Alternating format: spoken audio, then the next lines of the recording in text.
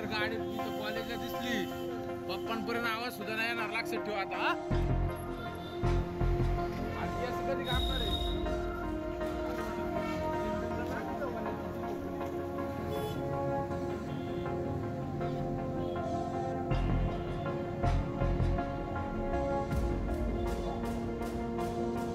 काही हुतात्मा राजगुरू कॉलेजच्या समोर काही रोड रोमिओ बुलेटवरून कर्णकर्कश आवाजात गाड्या फिरवत होते. त्याच्यानंतर आम्ही पोलीस स्टेशनचे स्टाफ, DB पथक तसेच आपले पोलीस मित्र यांना घेऊन सदर ठिकाणी गेलो.